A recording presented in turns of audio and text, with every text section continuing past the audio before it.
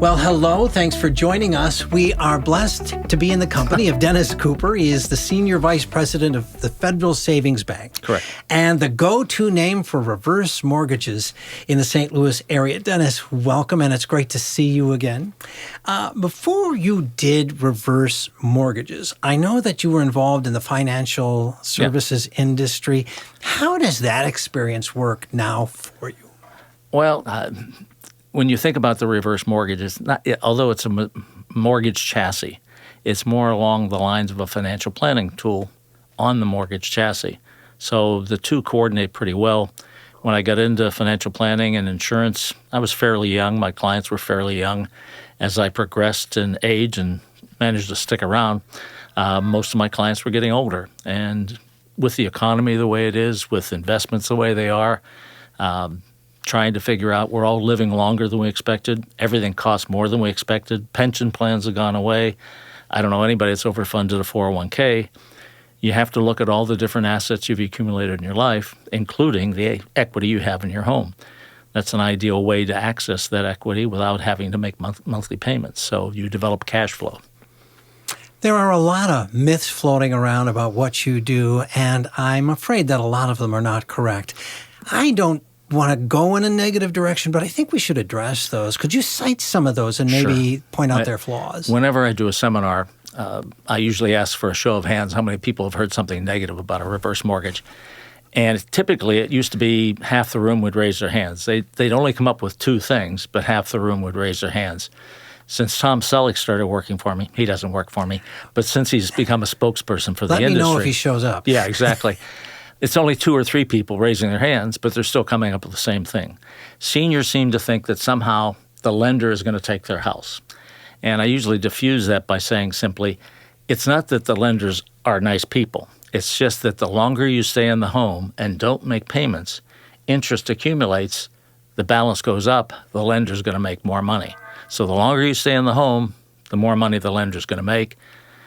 Why would they take your home? They want you to stay there. At that point, the senior is willing to listen a little more.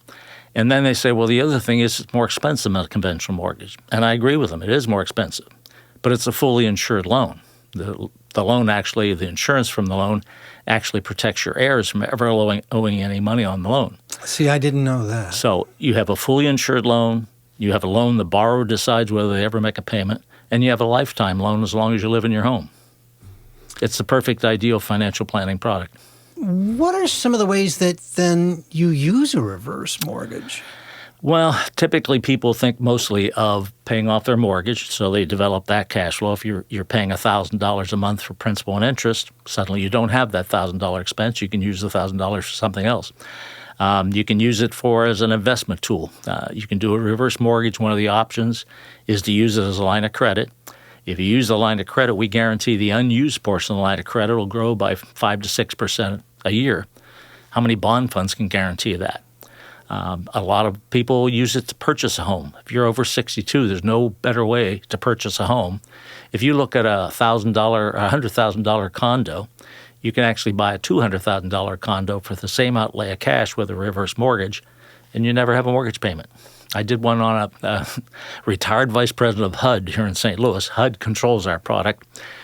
I told him about the story. You can use a reverse mortgage. And 4 days after our conversation, he came back and said, my wife and I just put a contract on a $400,000 house.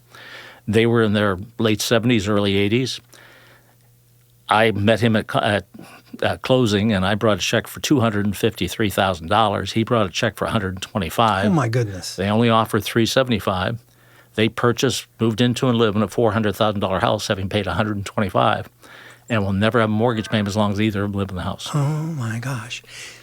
You have a target audience, I suppose. Sure. So what is that target audience, and who is it? Homeowners over 62. That's a pretty broad market. Obviously, they have to have enough equity to pay off what current mortgage or home equity loan they have, because the reverse mortgage has to be the only loan on the house. So if you know a senior who's trying to get through, nothing drives me crazier than, let's say, a little old lady who's living in a $300,000 house that she knows nothing on, but she's living from Social Security check to Social Security check. What happens if her car breaks down? What happens if her air conditioning goes down? She has no safety net. Why not do a reverse mortgage? Have it in place. Don't use it if you don't have to, but if you need it, it's there. So, I mean, I've probably done, 300-400 of these in the last 15 years, and I've never had anybody call me and say, gee, I wish I hadn't done it. I call everybody on their birthdays. They're actually happy to hear from me, which is a little weird. But, there's just so many different ways it can be utilized if you consider it as a financial planning tool. This is something, when I talk to financial planners, I tell them, if you have a client that invested in a 401k for 30 years, wouldn't you recommend they use those dollars for retirement? Well, of course you would. It's the whole purpose of having a 401k. Well, I have a product they invested in for 30 years. They just didn't realize they were investing. They thought they were paying off a mortgage. But it provides them with an asset that I can give them access to on a tax-free basis. Now, I know a little bit about the heart of Dennis Cooper, but not everybody does. And I know you're a very modest soul. But first of all, you're a veteran. Yeah. And you do a little bit of volunteer work off the clock and outside of the books. And even when you're working with somebody, you're giving them a little bit more than what they're paying for, or maybe even more than a little bit. Yeah. So let me just embarrass you for a second here and Okay. ask about some of the volunteer work you do, Dennis. Well, I'm on the board of Aging Ahead. We do Meals on Wheels, and we have 20 senior centers around St. Louis that we support. But most of my spare time, if I have spare time, is devoted to something called the Kauffman Fund. It's a charity, a veteran charity that was started about 30 years ago by Ralph Kauffman. His brother Wayne took it up when Ralph passed away. And over the last 30 years, we've given out $1.5 million to other veterans, children-centric charities here in St. Louis. We've developed a network of attorneys to provide pro bono legal services for veterans, a network of dentists that provide pro bono dental services. We start a mental and nervous collaborative that provides mental and nervous services for not only veterans but also the family. If you have someone suffering from PST, you most likely have family problems as well, and the VA doesn't treat family. Just this year, we started equine therapy over in Millstadt. We started an art therapy program, and we're most famous for giving out 300 Christmas trees each year for the veterans. So, I mean, there's just so many different things we're involved in. That's amazing. Yeah. Are there several Dennis Coopers all working out? Can you bilocate? I don't. I actually tell people I've been cloned, so it's a lot easier to be in multiple places at one time.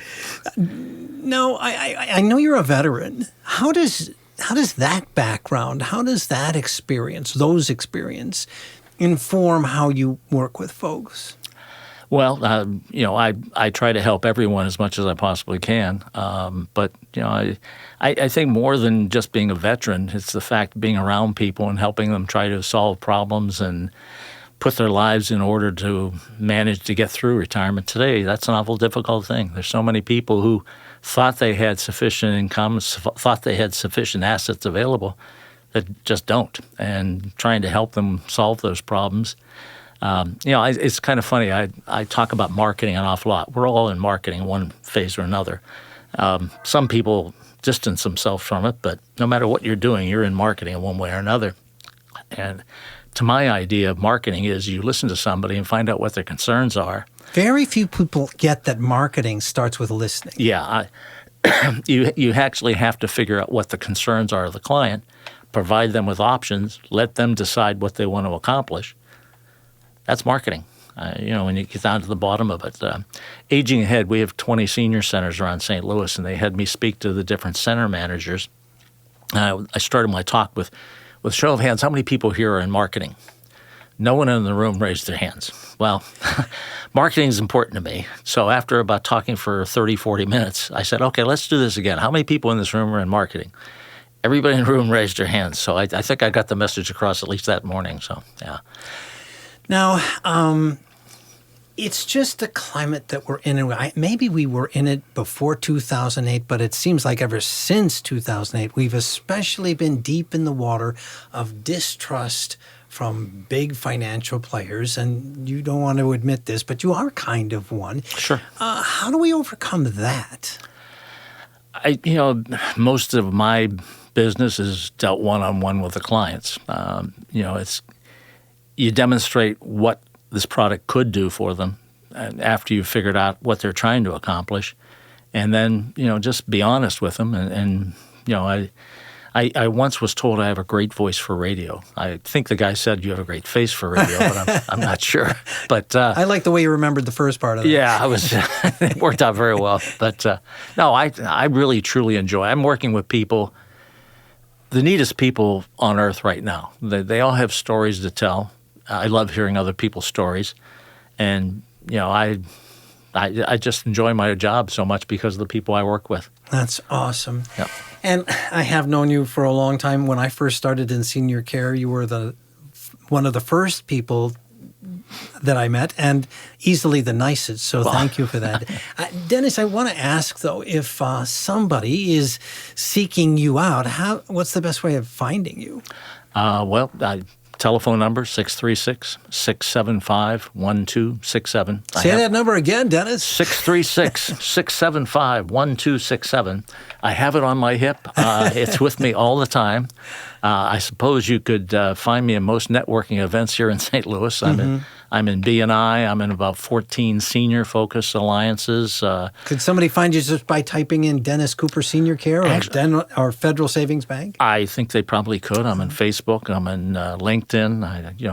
We try to get the word out. So, I mean, it's not like we're hiding. So it's Well done, sir. Yeah. Well done, sir. Yeah. Well, we've been talking with Dennis Cooper, Senior Vice President of Federal Savings Bank. Dennis, thank you for all you do. And for more information on Dennis, this is the place to come. And thanks for being with us. Thanks, Dennis. Certainly.